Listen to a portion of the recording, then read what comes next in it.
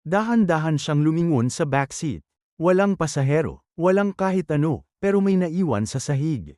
Isang lumang piraso ng dyaryo. Kinilabutan siya nang makita ang petsa, 1985. Nanginginig niyang binasa ang headline. Dalaga, nasawi sa aksidente matapos mahulog sa jeep. Driver, tumakas at hindi na nakita. Hirap huminga si Mang Ruel. Tumingin siya sa litrato ng biktima sa artikulo, isang batang babae, mahaba ang buhok, mapatla ang mukha.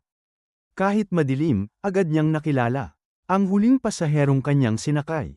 Biglang bumigat ang hangin sa loob ng jeep. Ang kanyang manibela ay biglang hindi niya maikabig, parang may humahawak dito. Sinubukan niyang huminto, pero hindi gumana ang preno.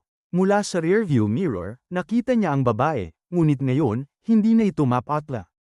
Madilim ang kanyang mata, duguan ang kanyang bestida, at ang kanyang bibig ay nakangiti, isang nakakatakot na ngiti. Hindi ka na muling tatakbo.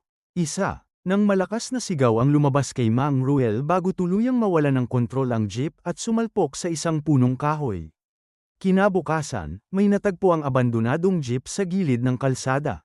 Walang tao sa loob, ngunit sa upuang likod, may nakaupong isang babaeng nakaputing bestida, tahimik at nakayuko.